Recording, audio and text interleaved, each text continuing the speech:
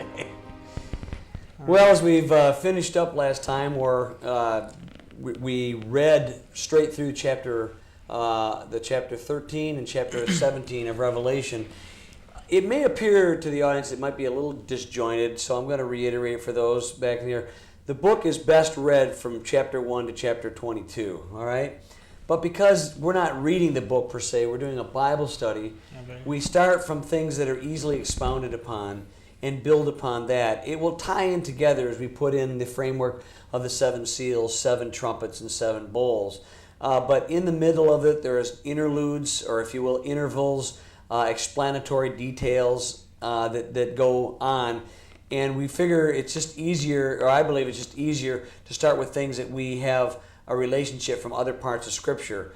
We deal with chapter 13, chapter 17. Those of you out here who have studied end times may have already recognized similarities in the description of the beast in chapter 13 with the 4 beasts in Daniel chapter 7. Okay, right? And so anyway, we're just really pleased to be able to kind of expound upon that. I did a lot more of that, again, in the End Times Primer, but you cannot really study 13 and 17 without dealing with Daniel chapter 2, but primarily Daniel chapter 7, okay? You cannot totally avoid that, and maybe we want to turn to that just a little bit, and then we're going to expound on 13 and show how it connects into 17. Sure. Why don't we start with, we don't really need to read all of the thing, perhaps chapter 7, when he gives the explanation. Well, if you look at how this vision starts in chapter 13, you'll see he says, I, John, stood on the sand of the sea. So he's standing and he sees on the sea, all of a sudden, a beast rising up out of the sea. And it describes the 7 heads and the 10 horns. And then look at the description of the beast in verse 2. He looked like a leopard, his feet like a bear, and his mouth like a lion. Now soon this will become apparent as you read in Daniel chapter 7. You have that there. Yep. Daniel has a dream, whereas in Revelation it's a vision that he has, sounds like during the daytime. It says in the Spirit on the Lord's day. Daniel has a dream here, and he describes in the dream, what does it say in the beginning of the dream? Well, in the dream, I saw in my vision by night, behold, 4 winds of heaven were stirring up the great sea. Remember we talked about the waters and the great sea that the whore and the beast come out of in chapter 17. This is beginning to show you what we're talking about here. They were each different from each other. There's 4 beasts mentioned here, where there is really... Well, in 13, there's actually 2 beasts described, but specifically right now we're talking about the first one, the one coming out of the sea, okay? It has 7 heads. 7 heads. Now, the first beast, it says, was like a lion. It had eagle's wings, and I watched until its wings were plucked off, and it was lifted up from the earth and made to stand on 2 feet like a man, and a man's heart was given to it. And suddenly another beast, a second like a bear, it was raised up on one side and had 3 ribs in its mouth between its teeth. And they said to it, arise, devour much flesh. After this I looked, and there was another like a leopard, which had on its back 4 wings of a bird. The beast also had 4 heads, and dominion was given to it. After this I saw in the night visions, and behold, a 4th beast. And I want you to remember some of these lines here. Remember we talk about the first and second resurrection. Little words like, and now is, are important, okay? Yeah. Well, so is this one. It says, it had a 4th beast. It was dreadful and terrible, exceedingly strong. It had huge iron teeth. It was devouring and breaking in pieces and trampling the residue with its feet. This is important. It was different from all the beasts that were before it, and it had 10 horns. Okay. Very important to understand it. It was different. And it had 10 horns. And it had 10 horns. We're going to expound on the differences when we come into there, but let's continue on here, because there are things in this vision that also are germane to Revelation 13, the second beast. Well, okay? and already we see the first one, which Rich talked about before, correlates to Babylon, and that was the lion that we see. And then it goes on to a bear, and then it goes on to a leopard. Right. And the bear is Medo-Persia. And the leopard is Greece. But if you remember in the revelation that John has, he sees a beast coming from the sea, looking like a leopard, a bear, and a lion. And it puts all those together. So clearly, these 2 are related. Right. Now, differences of opinion, even among historicists, most historicists believe that this beast is Rome itself. Okay. And in point of fact, it is the beast in John's day was Rome. When we expound on 17, you show that it's not, but it's not merely Rome. Okay. It's not only Rome. It's greater than that, and it has to be. Now let's continue on this when we go into this thing here, because well, you know what? I tell you what, we're gonna stop. We're not stop, but we're gonna talk specifically about this first beast, which at John's day is Rome. Yeah. And we're going to show the similarities in here. But let me go on to the interpretation here. It says he wants to know, because out of the fourth beast, it has 10 horns, right? But he was considering these horns, and there was another horn, a little one, coming up from among them. Everyone who studied Revelation at all has talked about the little horn, And everyone, I don't care whether you're a futurist, maybe well, even a preterist would, but maybe a spiritualist would not go into this. But all of them recognize that this is Antichrist. Whether you believe he's a future Antichrist, whether you believe he's a pope, or whether he's Nero, they all believe the little horn is talking about this Antichrist figure. All right. Now, what we're talking about here is that, I've already alluded to earlier, the historicist position is the papacy, really the succession of popes, really fulfills what the little horn is all about. Let's show why that may be true. Okay. And that also relates to the second beast in Revelation chapter 13, which also relates to the whore sitting on the beast in Revelation chapter 17. Do you got all that, audience? A little tricky, a lot of stuff. So it's a 2 mouthful of beasts things. and 1 whore. Yeah, there's a little horn, there's a second beast, and then there's a whore. Okay. All right? And those 3 things are basically synonymous. Okay. Okay? But they give different attributes in different ways that they expound. Like when it says Satan is the devil and the serpent. The dragon, all those things, and yep, that's right. There's different aspects that each of these things cover. For instance, remember we talked about horns. Horns are symbolic of political and spiritual power, and they can be good or evil. Sure. All right. A whore. Let's cut to the chase a little bit here. A whore, I mean, what would you think, Brian? A whore would be basically an antitype, if you will, of a bride, of a virgin. A whore is the opposite of a virgin, all right? So that being said, then the virgin bride of Christ, which we have studied already as the church, the whore would probably be a false church or a false religious system, all right? And even some have said that the word used for prostitute or whore is actually would be more accurate sometimes to say an unfaithful wife. Okay. Than that. So that's even more precedent. Even stronger, okay. To say exactly it's an antitype to the true bride, as we saw in Revelation 21 at the end. It's all about this new bride coming down, the new Jerusalem coming down from heaven, and here we have a prostitute coming from the earth. From the earth, right. Now, that's the issue too when we talk about the second beast in 13. See, I went to the horn in Daniel, went to the whore in 17, and I'm in the middle here with the second beast, okay? That is equivalent to this beast here, by the way. It says it has two horns like, we're thinking like in our modern thing, when I first read it, 2 horns like the devil. Yeah. No, it's 2 horns like a lamb. So they're curved, it looks meek, it looks like a ram, it looks like Christ. But it says it speaks like the dragon. So automatically, we see a correlation between these three pictures, these 3 imagery. All of them are related to Rome. That's what's very interesting. All of them are related to Rome, and we will show that as we go into some of the historical footnotes and things.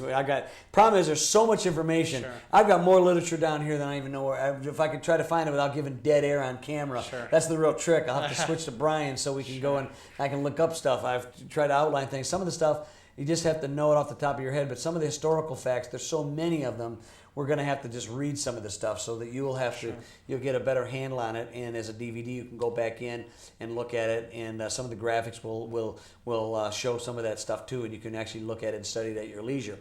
All right. Well, the point of fact here, and we have a little horn that comes up. We talked about that being Antichrist. I was considering the horns, and there was another horn, a little horn coming up among them, before whom 3 of the first horns were plucked out by the roots. Those 3 are important to remember. There were 3 horns of the 10 that were plucked out in the vision that Daniel has. But when we read in Revelation chapter 17, the 10 horns, all of them turn on this whore. Yeah. And this gives you indications. Are these different 10 horns? or are they the same horns at different times in history? I believe the latter is the case. Yeah. And you'll see that as we go through some of the historical things that happen. Very good. All right. Now, also there in this horn were eyes like the eyes of a man. All right. Now the eyes are symbolic of someone who sees. One of the things about a prophet is that they're called seers. Okay. But we're already knowing that this is not a good prophet. This is a false prophet. This is really the man of sin. Yeah. All right. This is the one that sees. Okay. It also says he has a mouth speaking pompous, or if you will, blasphemous words, arrogant words. You'll see in history how some of this stuff has been fulfilled in the popes, some of the things they've said. All right. It says, I watched until thrones were put in place, and the Ancient of Days was seated. His garment was white as snow, and hair on his head was like pure wool. And it describes the vision of the throne room of God, which is interesting. And then it talks about a fiery stream issued and came forth from before him. 1,000 thousands ministered to him. 10,000 times 10,000 stood before him. This is Hebrew poetry, by the way, where we have parallelism. It starts out with a large number, and then I'm going to give you a big, larger number. It's just saying the same thing. It's basically an uncountable number, there's going to be there. The court was seated and the books were opened. Remember we were talking about books before? All right. I watched because of the sound of the blasphemous or pompous words which the horn was speaking, and I watched till the beast was slain and its body destroyed and given to the burning flame. Okay? As for the rest of the beasts, they had dominion taken away, yet their lives were prolonged for a season and a time. And he talks about this thing, and there's more visions that go on here, but I want to cut down here to the interpretation. He says, I was grieved in my spirit. This was a very troubling dream that he has. And I wanted to know, he talks to one of the angels, what does this mean?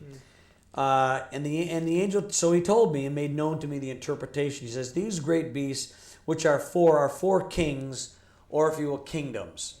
And you'll find the word king and kingdom are interchangeable oftentimes. All right? In fact, most of the time, and he said, you cannot have a kingdom without a king, and vice versa. I mean, for any intents and purposes. But the saints of the Most High will receive the kingdom and possess the kingdom forever, even forever and ever. Then I wish to know the truth about the fourth beast. He cuts down to the fourth one. And it's interesting because the first three, other visions that Daniel have, the vision of the statue and visions that he has of Medo-Persia and Greece, he knows the first kingdom is Babylon. He knows that. He knows the second one's Medo-Persia. He knows the third one's Greece, but the fourth one's too far removed. He's not really sure what that means. He wants to know what it means. And he also wants to know about the little horn, okay? He wanted to know about the truth about the fourth beast, which was different from all the others, exceedingly dreadful, with his teeth of iron, his nails of bronze. And again, see, you got the iron and bronze, which is kind of a combination. You get an allusion to Daniel chapter 2, where the statue, the iron legs, with, and then you had also the torso of brass. Greece, Greco-Rome, okay? We know that's very, very, very close together. Okay, and you want to know about these, and they said also the 10 horns that were on its head, and the other horn which came up before which the three fell, namely that horn which had eyes and a mouth which spoke blasphemous words, whose appearance was greater than his fellows. Now a lot of people talk about this as a little horn, but a better translation is a stout horn. Okay, smaller in height, but actually more broad in girth, okay? It stretches out and crowds the people out is what it really does, okay? Yet it looks humble and shorter in appearance. Yet in reality, it's going to take up more room. You'll see in history how this works, all right? Now this is what I think is interesting. I was watching, and the same horn was making war against the saints and prevailing against them. You remember reading that in Revelation chapter 13? Yeah. Yeah, okay? He's waging war against the saints and prevailing against them until the Ancient of Days came and judgment was made. He tells you that the fourth beast shall be a fourth kingdom on the earth. Now there it becomes very explicit. The king and kingdoms are the same. It's a fourth kingdom, which shall be different from all other kingdoms and shall devour the whole earth. Trample it and break it in pieces. The 10 horns are 10 kings, which shall arise from this kingdom. And another shall arise after them, and he shall be different from the first ones. He shall subdue 3 kings or kingdoms. He shall speak blasphemous words against the Most High. He shall persecute the saints of the Most High, and shall intend to change times and law. And then the saints will be given into his hands for a time, times, and half a time. And you're going to find out that's equivalent to the 1,260 years, 42 months, 3.5 years, These are all equivalent terms, and we'll get into this. The synchronization of these time things are very, very amazing. And then it says, the court will be seated, and they shall take away his dominion to consume and destroy it forever. And then the kingdom and dominion and the greatness of the kingdoms under the whole heaven shall be given to the people and the saints of the Most High. His kingdom is an everlasting kingdom, and all dominions shall serve and obey him. Okay, and then that's the end of that account. I read all of that because previously we went 13 and 17. Now we're going to try to stick primarily to 13 and 17, but you cannot ignore the Daniel passage. You just can't. Yeah. Because it's so interrelated, and it gives you the clue. And what if some of you don't have my end times primer? I have to be realistic about that, right, Brian? Yeah. You know, and some of you have heard some of this stuff before. Some of it's is rehash. But with all of the stuff that's going on out here, with all the futurist, gobbledygook, which doesn't make a lot of sense, it's sad to understand that the historicist viewpoint, which has been the primary viewpoint for thousands, 1,000 years, okay, has virtually been eclipsed, and yet it gives you the most satisfactory interpretation of this most mysterious of books. All right. So back to 13. Where were we, Brian? We started out... We were looking, and the first two verses show that this is so related to Daniel's dream of the four beasts coming up, and they came from the sea, just like this. And so the four beasts in Daniel explains that they're the four kingdoms there. And we talked about those kingdoms. So clearly this beast encompasses kingdoms of the world. That's a giveaway from Daniel's dream. And also, where do the beasts get their power? It's interesting they're called beasts here. They get their power in verse 2. It says, the dragon gave him his power, his throne, and great authority. This is very critical. This is a good point. Do you want to expound on that? Or it's really good because this is something I had a lot of issues with. Remember our last segment we talked about the binding of Satan. Very good. And I've got people that tell you that how could Satan be bound? Evil is still coming on in the earth. Yeah. There's been persecutions and saints have been martyred and people still sin and we talked a little bit about the fact that just because Satan is bound and actually cast into a bottomless pit does not mean that his minions are not still around. Yeah. Paul tells us very clearly that our battle is not against flesh and blood, but against principalities and powers in heavenly realms. All right? We also have our own sin nature. But let's talk about it in terms of world empires. It tells you here, a little bit veiled, but not too much if you have eyes to see and ears to hear, that remember we talked about the devil before, he's raging on the earth, we believe, for 3 centuries. I've got a prophetic world overview of world events. And what we really have... We'll show that on the screen here. We'll show that on the screen so you can see it. And what you have the Satan falls slightly before the death of Christ, okay? And then what you have is